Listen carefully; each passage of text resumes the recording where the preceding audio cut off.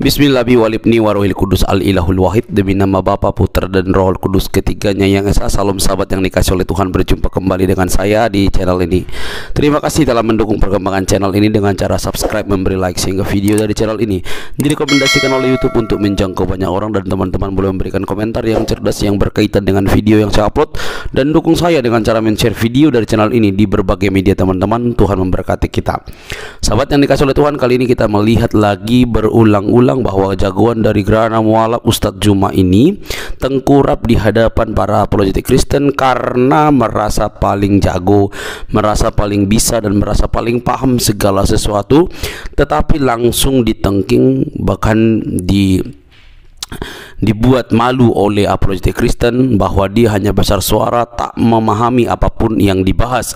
Dia hanya mampu membesar-besarkan suara seolah-olah dia paling pintar. Ketika diminta pertanggungjawaban dan dalil, malah tidak tahu apa-apa. Mari kita lihat teman-teman perdiskusian atau debat kali ini. Jangan skip supaya teman-teman mendapatkan informasi yang lengkap dan akurat dan menambah wawasan kita. Ini dia videonya teman-teman.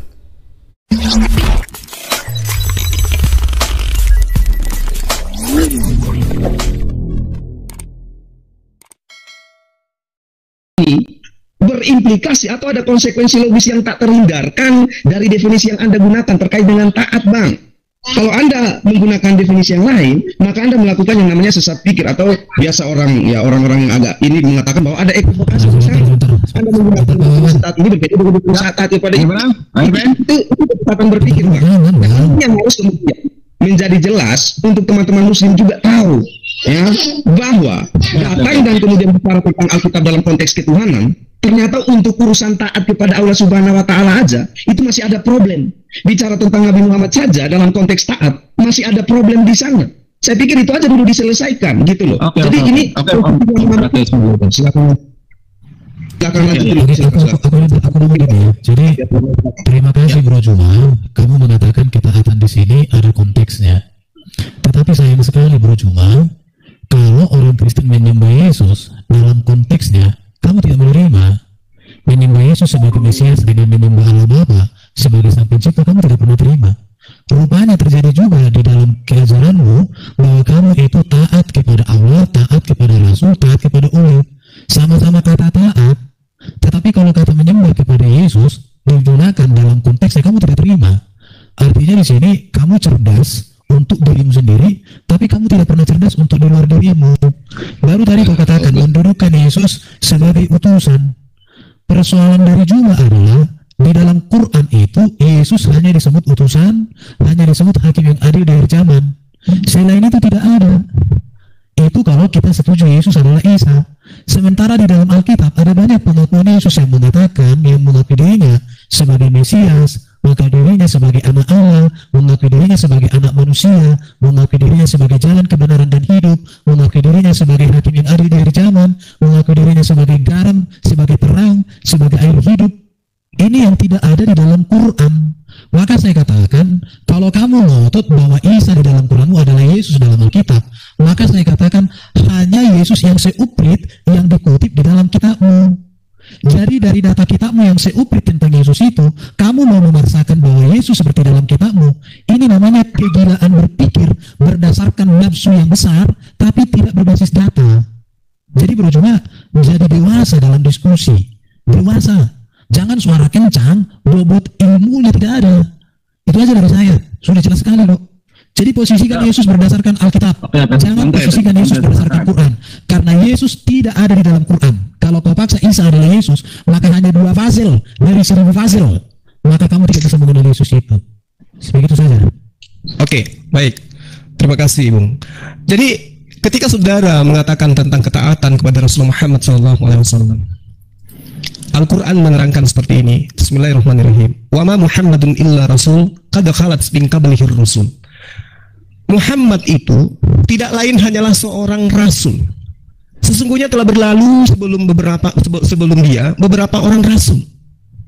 Jadi tidak ada kemudian di dalam pemahaman kami mentaati Rasulullah itu adalah sama mentaati Allah Subhanahu wa Ta'ala dalam arti kata hakikat sebagai Allah, sebagai pencipta. Ketaatan kami kepada baginda Rasulullah Muhammad SAW hanya semata-mata sebagai Rasul, sebagai Nabi. Tidak lebih daripada itu. Begitu juga ketika kami beriman kepada nabi-nabi selain daripada Rasulullah, kami hanya beriman mendudukkan dia dalam perkara dia nabi, dia manusia, dia utusan Allah. Tidak lebih daripada itu. Meski kemudian yang ada di dalam kehidupan kami sebagai seorang muslim yang mempelajari Al-Quran, apa yang diurai oleh Rasulullah melalui Al-Quran, Rasulullah SAW itu 1400 tahun silam kemudian bobotnya bisa dilihat dari mana kebenaran itu kemudian terbuktikan pada hari ini. Tapi kami tidak seketika berpaling menuhankan dirinya, beribadah kepada dirinya, tidak. Itu yang pertama. Sabar. Anda tidak akan bisa menemukan di dalam Al-Quran perintah untuk beribadah kepada Rasulullah. Layaknya Allah memerintahkan wa ma khalaqtul jinna wal insa illa liya'budu. Kenapa? Karena penyembahan itu hanya kepada Allah.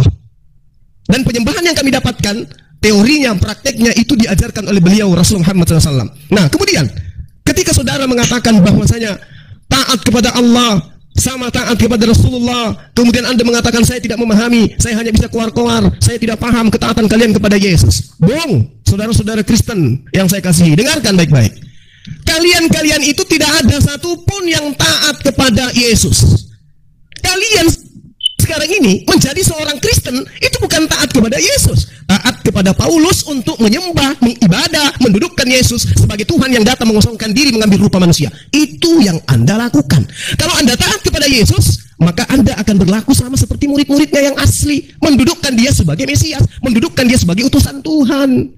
Tapi yang ada sekarang adalah Anda mendudukkan Yesus dengan berbagai macam implementasi iman, lalu Anda praktekkan bahwa Yesus itu adalah Tuhan itu sendiri yang datang dalam rupa manusia. Beda. Ketaatan kami kepada Rasulullah dengan ketaatan Anda kepada Yesus itu beda. Ketaatan Anda kepada Yesus itu adalah kulitnya, isi dalamnya adalah ketaatan Anda kepada Paulus yang mengajarkan Tuhan pencipta langit dan bumi datang mengambil rupa manusia. Dan itu makanya tadi enggak ngomong begitu. Gimana? Biar ada dalilnya. Banyak dalilnya. Roma 14 nomor 9 misalnya. Ya, Yesus yang kau bunuh di atas tiang salib itu telah dijadikan menjadi Tuhan oleh Bapa. Oke? Ya, artinya banyak dalil. Mendudukkan Yesus itu sebagai Tuhan itu sendiri. Datang mengosongkan diri dan seterusnya. Bahkan teman-teman, bahkan si ateis ini, saudara ateis tadi mengatakan bahwasanya Yesus itu memiliki 2 kodrat. Hai. Kodrat apa? Kodrat ilahi, kodrat sang Bapa itu sendiri. Apa ini nggak memalukan gitu loh? Bertentangan dengan ajaran Yesus. Yesus mengatakan dirinya dalam kesaksiannya dalam Yohanes 5 nomor 36, ada kesaksianku yang lebih penting dari kesaksian Yohanes, bahwa semua pekerjaan yang melakukan, pekerjaan itulah yang bersaksi tentang aku, bahwa Bapa yang telah mengutus aku. Berarti Yesus adalah utusan. Yesus itu adalah utusan berdasarkan kesaksian siapa? Kesaksian Yesus. Asyhadu. Sebentar ya.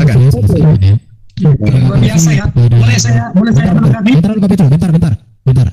Terima kasih Bro Jumaya, kamu mengatakan sebuah pernyataan yang luar biasa bahwa Muhammad hanya seorang rasul. Sangat berbeda dengan Yesus. Dia bukan hanya seorang rasul saja. Bahkan dari bibirmu yang manis itu tadi mengucapkan Yesus itu Mesias. Kamu tidak tahu bahwa Mesias itu artinya raja, imam, dan nabi. Bahkan Yesus raja segala raja. Dia adalah imam yang mendamaikan manusia dengan Allah, dan dia adalah nabi yang membawa kebenaran langsung dari Allah. Karena Yesus mengatakan, aku datang dan keluar dari Bapa. Terima kasih Bro Juma, saya apresiasi kamu mengakui bahwa Yesus Mesias. Tetapi yang pasti Yesus bukan Al-Masih, pengusap. Yang pasti Yesus bukan Nabi Isa di dalam Quran. Jadi kalau kalian menemukan Isa berdasarkan data Al-Quran, kami bangga dengan hal itu. Tetapi jangan giring orang Kristen membanggakan Yesus sebagai Nabi berdasarkan Quran. Karena kenabian Yesus sudah lengkap di dalam Alkitab. Itu yang pertama. Bahkan dikatakan di dalam Yohanes 5 ayat 23, semua orang yang menghormati Bapa harus menghormati Yesus. Tentu Yesus di dalam Alkitab, bukan Yesus di dalam Quran. Karena tidak ada Yesus di dalam Quran. Ya, Jarul kemudian tadi beriman kepada nabi-nabi sebelum Rasul Muhammad. Saya sangat bangga juga dengan Bro Juma karena kamu beriman kepada rasul-rasul sebelum Nabi Muhammad. Tetapi yang mau kau harus renungkan malam hari ini adalah kisah para nabi yang Anda kutip dari kitab Yahudi dan Kristen itu di dalam kitabmu adalah kisah yang bertolak belakang atau kisah yang ahistoris dengan kisah para nabi di dalam kitab-kitab kami.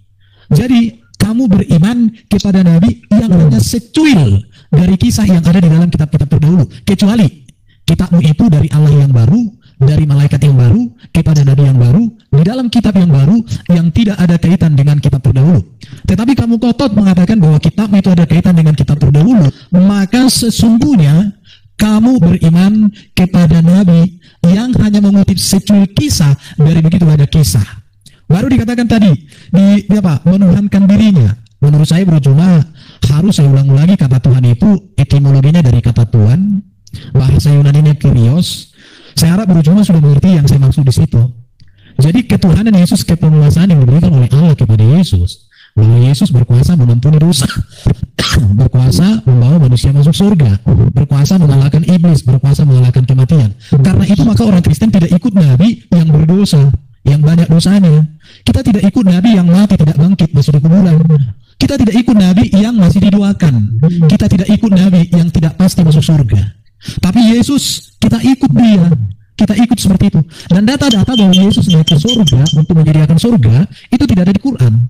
Karena Isa di dalam Quran hanya naik ke langit entah ngapain pun nggak tahu kita. Kami mengikut Yesus yang menjadi raja segala raja dari zaman hakim yang adil, bukan Isa yang datang untuk membunuh babi, bikin babi panggang. Bukan. Baru kalian tidak taat kepada Yesus tapi taat kepada Paulus. Bagi saya lebih taat kepada Paulus yang pernah melakukan kenakalan atas nama agama, tetapi setelah dia berjumpa dengan Yesus, sama sekali dia tidak memiliki catatan amoral. Bahkan kalau Paulus setelah bertobat hidup di Indonesia saat ini, maka dialah tokoh agama paling harus dipuji disanjung. Beda dengan yang itu, kalau dia hidup sekarang di Indonesia ini, dipastikan dia bisa masuk penjara. Jadi Bro Juma, mari jangan pernah kamu membenci Yesus yang catatan hidupnya setelah bertobat tidak ada yang buruk. Tetapi kalau kamu mengikuti ada sosok waktu dia belum jadi nabi, catatannya baik semua, tetapi setelah menjadi nabi, menjadi perdebatan atau banyak data-data yang bisa diperbincangkan, itu urusanmu. Jadi Bro Juma, izinkan kami lebih memuliakan Paulus daripada Nabi Muhammad, karena bagi kami Paulus itu jauh lebih layak untuk hal yang kami teladani. Itu yang harus katakan. Saya menghargai kalau kamu meneladani Nabi Muhammad, saya hargai. Saya tidak pernah menaruh rasa apapun terhadap dirimu. Tapi bagi kami orang Kristen, Paulus jauh lebih layak menjadi teladan untuk kita ikuti, baik di masa kini sampai selama-lamanya. Di dunia manapun, ajaran-ajaran Paulus itu tidak bertentangan. Terima kasih Bro Juma. Terima kasih, engkau baik sekali. Oke, bicara ya. Saya izin dulu. Satu kalimat dulu. Tadi Evan kan menjadi Juma tadi. Silakan Om Aris. Oke, saya izin bicara dulu. Saya belum melari dari konteks surat An-Nisa itu karena saya izin bicara, saya belum mendapatkan jawaban. Jadi sederhananya begini Bang Juma. Sederhananya begini. Dalam konteks konstruk argumentasi ya, saya lebih suka melihat argumentasi orang. Jadi saya pengen bahas terkait dengan argumentasi, terkait dengan ayat itu. Nah, kalau kita bawa di dalam konteks silogisme sederhananya seperti ini Bang Juma. Yang harus ditaati itu adalah Allah atau Allah. Itu premis satunya, premis minornya. Premis mayornya adalah Muhammad adalah yang harus ditaati. Konklusinya Muhammad adalah Allah. Itu Bang, itu kesimpulan yang tak terhindarkan dalam konstruk argumentasi. Dalam konstruk silogisme itu tak terhindarkan, itu valid Bang. Itu valid, itu sangat valid dengan silogisme yang tadi saya sampaikan. Sehingga apa yang harus dilakukan oleh teman-teman muslim? Ya memang menyembah Muhammad, karena dia adalah Allah itu sendiri berdasarkan surat An-Nisa yang tadi. Konstruk argumentasinya seperti itu, silogisme sederhananya seperti itu. Begitu Bang, silakan teman-teman, silakan lanjutkan diskusinya. Baik. Saya harap tetap dalam suasana yang begini. Tunggu, saya dulu Bang. Nanti kan ini saudara bukan nanti kan mau turun tuh, nanti digantikan sama Petro gitu ya. Jadi gini, saya ambil dari yang paling belakang supaya saya tidak lupa. Premis saya, tanggapi premis yang saya sampaikan. Ya, Oke. Anda nggak usah mengulang, ya. Anda nggak usah mengulang, nggak usah. Itu kesimpulan yang fit bahwa Muhammad itu Allah dengan premis-premis yang tadi saya coba untuk kemudian memberikan dalam konteks logis. Ya, itu kalau saya mematikan akalku mungkin karena tidak memahami. Oh, Anda nggak ngerti. Justru Anda tidak mengerti satu kata, yaitu utusan. Bung, utusan dengan pengutus sama enggak? Bro, gue udah definisi lu walaupun definisi. Tunggu dulu, saya tanya dulu. Anda ngerti nggak utusan dengan pengutus sama enggak? Biar praktis. Jadi gini. Tunggu sabar. Ini waktu saya. Sabar. Jangan panik, ini waktu saya. Itu sudah gantian panjang lebar. Gini loh saudara, saya jadi nggak sabar nih. Jadi kalau kita rame-rame semua, saya mendengar gitu loh. Kalau Pak Atis tadi sudah bicara panjang lebar, Juma menjawab. Kita diam saja dulu buat catatan, nanti jawab lagi. Ya, Oke, saya lanjut ya. Oke, Jadi taat kepada Rasulullah itu bukan menjatuhkan diri manusia Islam itu menyembah kepada Rasulullah. Itu adalah kebodohan. Manusia kok dituhankan? Gimana ceritanya? Sementara Rasulullah Muhammad SAW ketika ia datang, perintahnya jelas. Ibadah hanya kepada siapa? Kepada Allah. Dia datang memperkenalkan dirinya sebagai apa? Sebagai Allah, pencipta langit dan bumi. Tidak. Lantas kebodohan kegilaan yang mana yang bisa membimbing umat Islam itu menuhankan manusia? Anak dari Ibunda Siti Aminah. Sementara perintah ketaatannya adalah mentaati perintah-perintahnya agar supaya umat Islam itu menyembah, beribadah hanya semata-mata kepada Allah. Kalau kemudian manusia Islam tidak taat kepada baginda Rasulullah Muhammad SAW, bukan cinta saya kemarin udah dari sana hilang sama Pak siapa yang maka sangat boleh jadi umat Islam ketika meninggalkan ketaatan kepada Rasulullah, mereka menjadi kufur, mereka menjadi munafik, mereka menjadi kafir, mereka murtad dari Islam. Ketika mereka tidak taat kepada Rasul Muhammad SAW. Bro Juma, bro sedang bertausiah, bro tidak menanggapi apa yang saya sampaikan tadi. Saya sedang menambal kepala Anda yang bocor halus. Sekarang begini. Ketika Yesus minta untuk diikutin, apakah Yesus minta untuk diibadahi? Cuma perhatikan dulu premis-premis yang saya sampaikan. Yang harus ditaati itu adalah Allah Subhanahu wa taala. Premis keduanya adalah ditaati apanya? Ditaati apanya? Apanya yang ditaatin, Bung? Apanya yang ditaatin? Apanya yang ditaatin? Nah, silakan. Kalau Anda konsisten dengan definisi taat ketika itu, kemudian dengar. Maka seharusnya definisi yang sama pun Anda gunakan kepada Muhammad. Tidak boleh ada yang namanya ekivokasi, bro. Itu kalau argumentasi. Itu ajaran paganisme, Bung. Sekarang begini. Ketika ada orang mentaati Allah, dengar dulu. Ada bicara tentang paganisme dan sebagainya. Dasar penyembah manusia. Dengarkan dulu saya.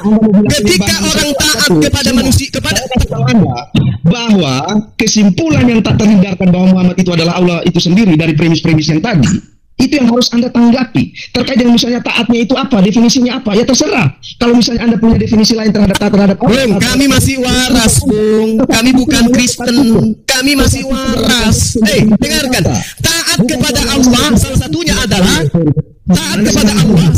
adalah mengimani utusannya sebagai rasul.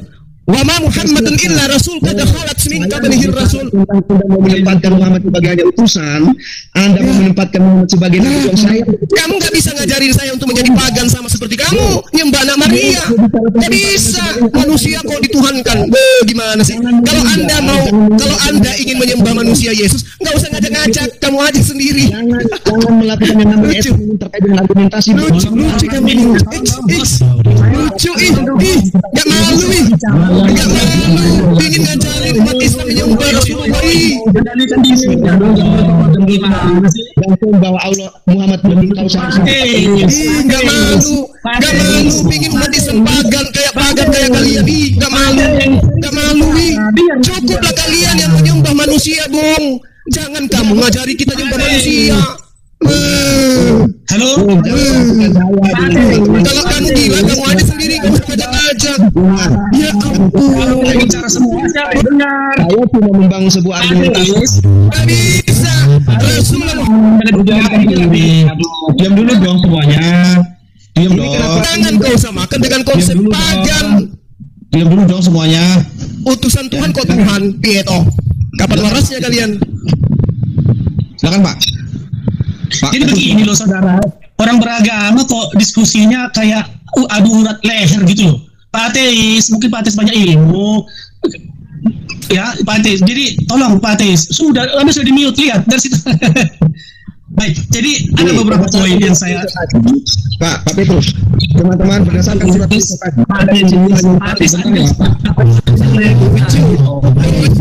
lucu kitabnya orang ini diperkosa sama seperti kalian memperkosa kitab Yahudi tapi cuma terjemahannya.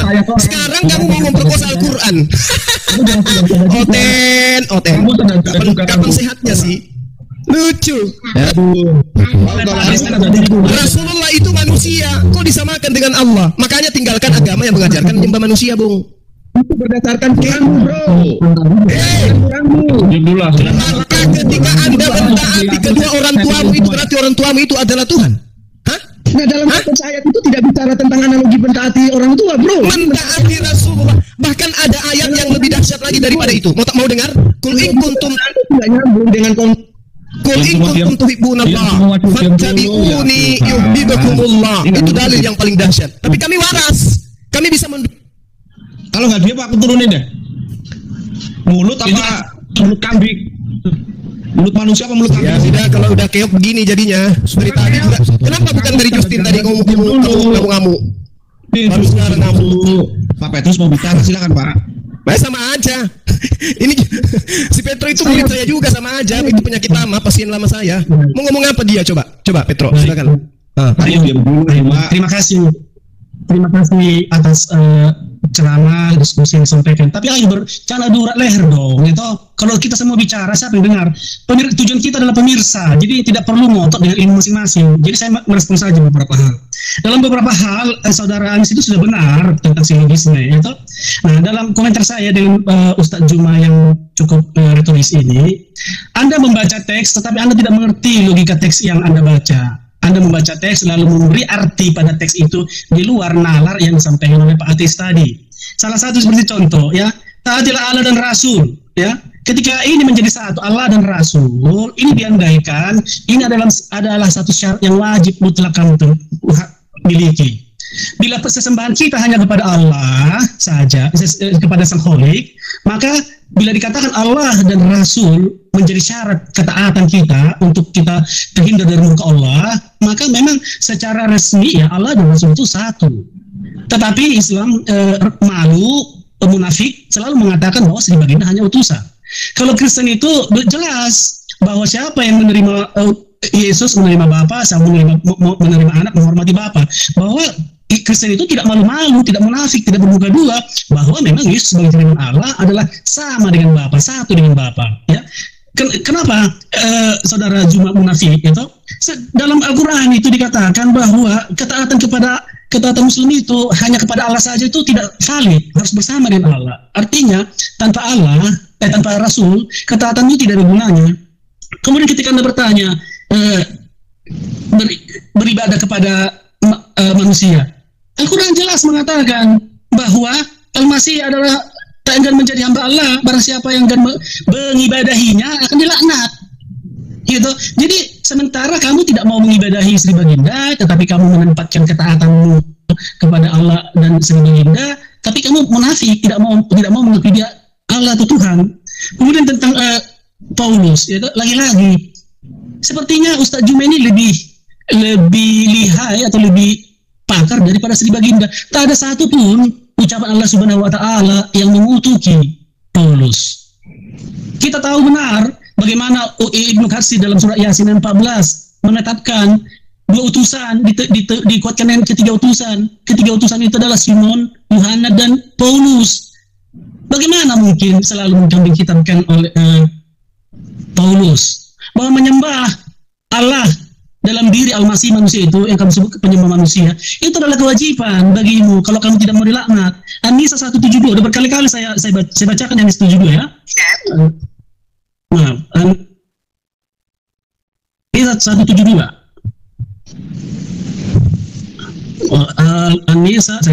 An-Nisa 172. Allah Al-Masih sama sekali tidak enggan menjadi hamba Allah. Dan begitu pula para malaikat yang terdekat. Dan barang siapa enggan menyembahnya dan menyombongkan diri, maka Allah akan mengumpulkan mereka semua kepadanya. Jadi Kristen itu sudah benar menyembah Yesus. Karena kalau kita tidak menyembahnya, kita akan dilaknat. Tetapi seperti biasa, Ustadz Juma, kamu membaca teks, tapi kamu tidak mengerti apa yang kamu baca. Logika-logika yang disampaikan di sana tidak kamu mengerti. Ketika Yesus mengatakan, inilah hidup yang kekal itu, mengenal engkau satu Allah yang benar, dan mengenal Yesus Kristus. Kamu hanya menangkap Allah saja, tetapi kamu menolak bahwa ada dua syarat hidup kekal. Mengenal Allah sebagai Allah yang benar, dan mengenal Yesus Kristus utusan Allah. Nah, Yesus utusan Allah itu bukan utusan, ada macam-macam utusan. Kamu menganggap bahwa utusan semua sama. Kalau saya mau mengutus Zainab ke rumahmu, ya itu benar, Zainab lebih rendah dari saya dan bukan bagian dari saya. Tetapi kalau saya mengutuskan, mengeluarkan pikiran saya, akal saya ke hadapanmu, itu adalah saya. Ya, demikian Yesus itu kalimat Allah, dia adalah utusan, tetapi sebagai utusan dia bukan makhluk. Dia adalah utusan Allah, karena yang bisa mewakili Allah siapa? Tidak ada manusia yang bisa mewakili Allah. Hanya Allah lah yang bisa mewakili dirinya, hanya kalimatnya lah yang bisa mewakili dirinya kepada manusia. Ya, jadi tidak ada logika bahwa kalau utusan pasti bukan Allah, utusan Allah pasti ada yang mengutus. Itu dalam konteks kalau kamu menganggap bahwa Allah mengutus Jibril yang bukan Allah, bukan siapa-siapa, kepada Sri Baginda. Memang Jibril dalam hal itu utusan dan bukan Allah. Tetapi kalau Allah menyampaikan firman-Nya, kalimatnya sebagai utusannya untuk mengenalnya, ya itu adalah Allah. Dan mereka yang menuhankan selain Allah dan Al-Masih juga akan dilaknat oleh Al-Quran. Seperti saya katakan, kamu tidak mengerti apa yang kamu baca, kamu tidak memahami logika-logika yang sana. Tadi saudara itu sudah menyajikan logika yang disampaikan, tetapi kamu tidak akan mengerti itu. Nah, kenapa saya mengkritik? Oke, giliran saya dong. Sebentar dong. Jadi jualan cendol nggak laku bagi saya, jualan cendol nggak laku. Tetapi adalah para pemirsa. Jadi kira-kira begitu ya, Juma ya. Oke. Gini, saudara. Anda kan sudah lama jadi pasien saya. Ternyata masih parah sampai sekarang. Al-Quran menerangkan. Bismillahirrahmanirrahim. Lan yastankifal masihu ayyakuna abdan lillah. Tapi kamu tidak akan pernah paham di situ. Kenapa? Karena Anda itu buta Al-Quran. Di ayat lain dikatakan, in huwa illa abdun an'amna alaihi wa ja'alnahu matalan li bani Israel. Isa tidak lain hanyalah seorang hamba yang kami berikan kepadanya nikmat kenabian dan kami jadikan dia sebagai tanda bukti kekuasaan Allah untuk Bani Israel. Loh, kok bisa-bisanya kamu sebagai umat terjemahan penyembah anak Maria kok mengatakan Yesus yang tidak enggan itu adalah Allah itu sendiri yang harus disembah? Nenekmu kiper. Kau belajar Islam di mana? Belajar Al-Quran di mana, Petra? Ya. Lalu kemudian ketika sudah sabar. Sebagai murid Anda harus duduk tenang. Oke? Hidup kekal itu menurut saudara hanya ada satu.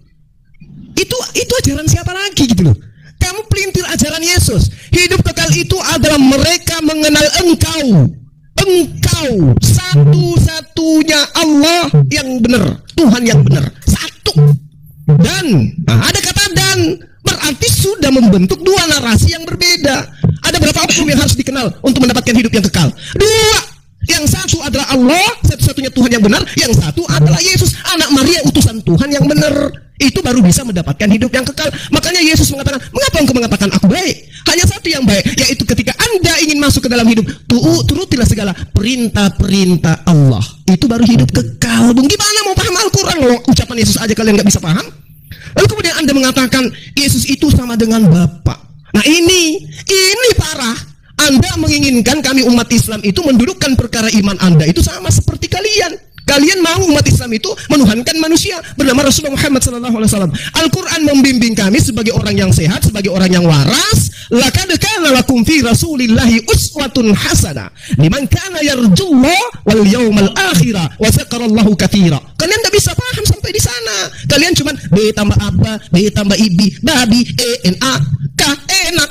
Itu yang Anda bisa, ejaan, terjemahan, gak bisa Al-Quran. Gimana Anda bisa kemudian memahamkan kami tentang Al-Quran? Sementara Anda membaca kitab kami saja gak bisa. Jadi Anda hanya mempermalukan diri. Adalah lebih baik sekarang ini teman-teman Kristen yang saya kasihi, dudukkan perkara ajaran Yesus, tanyakan kepada diri Anda. Saya ini nyembah Yesus, ajaran siapa sih? Siapa sih yang mengajarkan saya menyembah anak Maria? Apakah Yesus pernah mengajarkan itu? Kalau Yesus pernah mengajarkan itu, lantas kenapa dia mengatakan, aku tidak dapat berbuat apa-apa dari diriku sendiri? Kok ada Tuhan yang kami sembah, lupa kalau dirinya adalah Tuhan? Ini poinnya yang harus kalian pahami. Aku tidak dapat berbuat apa-apa dari diriku sendiri. Aku datang bukan atas kehendakku sendiri. Bapakku yang ada di surga. Itu bukti bahwasanya kalian harus bertanya kepada akal Anda. Kok bisa kami menuhankan sosok manusia yang lupa dirinya adalah Tuhan? Silakan. Sudah baik. Pak Irben bisa tuntaskan Pak Irben. Pak Irben, sebentar Pak Irben, tolong please Pak Irben, supaya saya nggak lupa idenya ya Pak. Jadi luar biasa Ustadz Juma, Anda sudah mengatakan kata dan. Inilah hidup kekal itu, mengenal Engkau salah satunya Allah yang benar dan mengenal Yesus Kristus. Ini yang disampaikan Bung Atis tadi yang kamu tidak mengerti, bahwa persyaratan untuk hidup kekal itu, kata dan itu tidak boleh kamu tinggalkan. Tetapi kamu tadi hampir kepleset tapi tidak menyadarinya. Hal yang sama terjadi ketika kamu taat kepada Allah dan Rasul.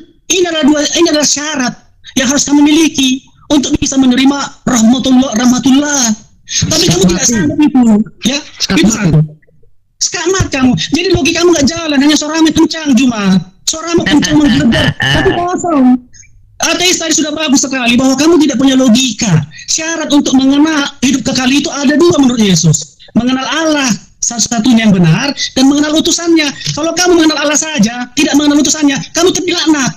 Kalau kamu mengenal Yesus saja, tidak mengenal Allah yang benar, kamu dilaknat. Maka demikian juga, kalau kamu tidak taat, kalau kamu taat hanya kepada Allah saja, tidak kepada Sri Baginda, kau dilaknat. Kalau kamu hanya taat kepada Sri Baginda saja, kamu dilaknat. Di sini logikamu tidak jalan.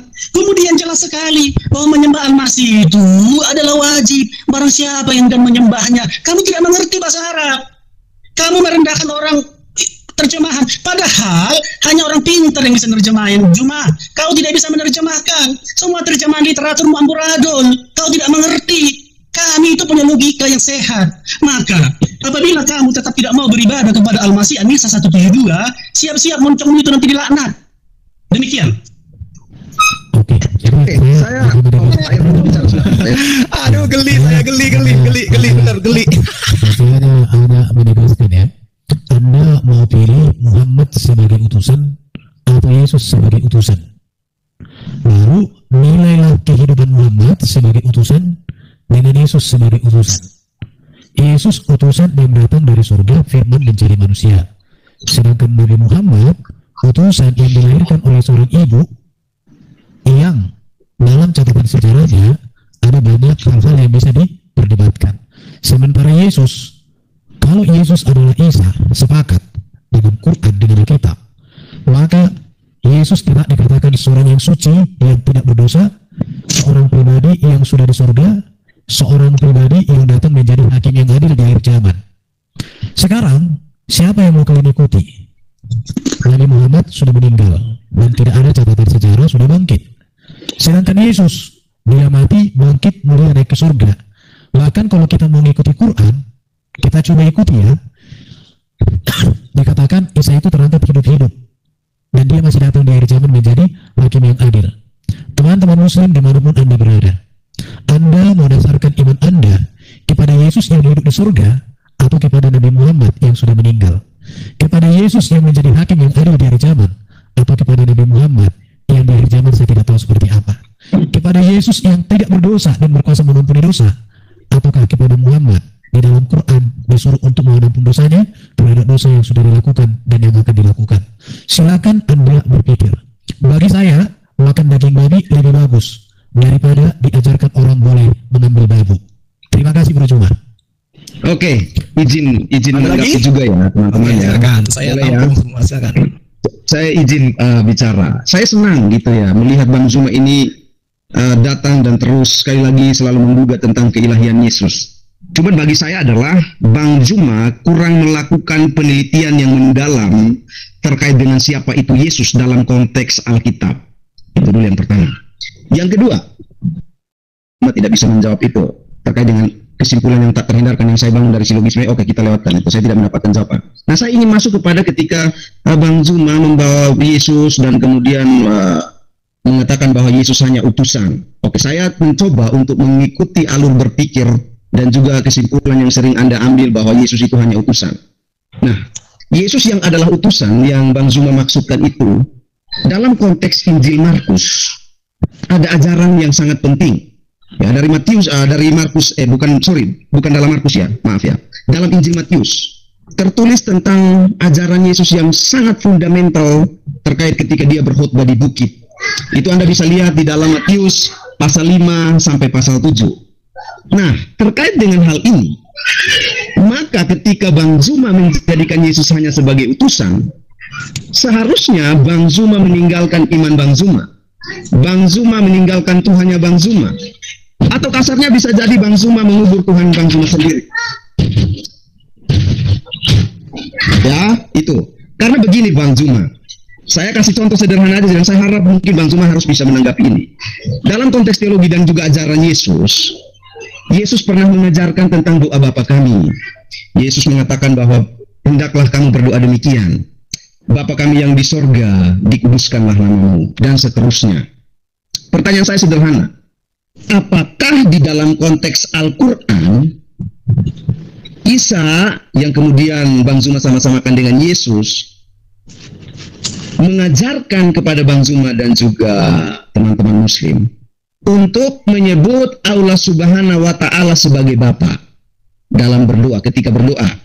Itu pertanyaan sederhana dari saya. Karena kan ya oke lah, kalau misalnya kita ikutin cara berpikir Bang Zuma, berarti semua ajaran Yesus harus diterima oleh Bang Zuma. Termasuk ketika Bang Zuma berdoa kepada Allah Subhanahu wa Ta'ala, Yesus mengajarkan Bapa kami yang di surga. Pertanyaan saya sederhana. Bang Zuma melakukan nggak apa yang diajarkan oleh Yesus ketika berdoa Bapa kami yang di surga, atau menyebut Allah Subhanahu wa Ta'ala sebagai Bapa? Itu. Berikut. Saya selalu mengatakan bahwa Bang Zuma dan teman-teman muslim yang lain selalu melakukan red herring terhadap Alkitab. Red herring itu apa sih sederhananya? Dan sampai dari tadi saya ngomong tentang red herring, tapi Bang Zuma nggak paham tuh. Red herring itu Anda datang bicara tentang sesuatu yang tidak ada kaitannya sama sekali.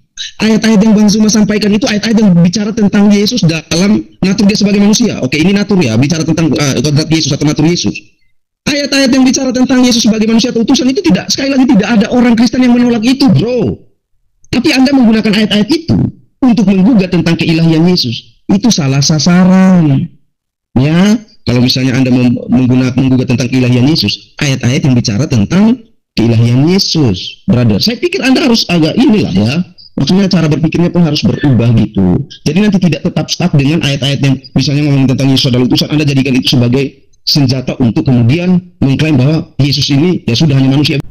Nah, setelah kita menyimak perdiskusian atau debat yang berlangsung, saya pasti dan teman-teman pasti mendapatkan sesuatu yang baru, bahkan dapat menilai narasumber-narasumber yang sudah memberikan pendapat atau argumentasinya berdasarkan data, dalil, atau semua klaim. Nah, teman-teman yang dikasih oleh Tuhan, apapun yang disampaikan oleh Ustadz Juma tidak pernah mendarat. Dia hanya ingin mencaplok dan menafsirkan sembarangan sesuka hatinya sendiri. Nah, semoga teman-teman dapat berpikir lebih leluasa bahwa apakah Ustadz Juma ini benar-benar dapat mempertanggungjawabkan apa yang ia nyatakan, atau senggol sana senggol sini tanpa data dalil yang tepat. Dan selama ini Ustadz ini begitu dijagokan oleh para mualaf, oleh para muslim, dan dibangga-banggakan, dan berulang-ulang kali di berbagai channel, bahkan di berbagai channel Kristen ketika debat, dan saya sudah sering mengikuti juga, kalah telak dan tidak dapat membuktikan apa-apa. Dan kalau sudah kalah telak dan tidak bisa membuktikan apa-apa, biasanya itu ya menghina, memaki, dan juga besar suara guna untuk menutupi apa yang disampaikan oleh lawan debat atau lawan diskusinya. Nah, semoga kita dicerdaskan teman-teman. Tetapi saya mau menyampaikan adalah kasih Kristus jauh lebih indah dibandingkan apapun. Berdebat tentang agama memang tidak pernah berkesudahan, tetapi kasih Kristus itu melebihi semua itu, karena dia menyelamatkan umat manusia dari dosa. Karena dia yang memilih orang berdosa, dia yang datang dari surga untuk menyelamatkan kita, menyelamatkan semua umat manusia, bukan hanya Kristen. Semua umat manusia ia selamatkan. Jadi mari terus teguh dalam iman, mari kuatkan orang lain, mari beritakan kabar baik supaya ada orang-orang yang dipanggil untuk datang kepada Tuhan.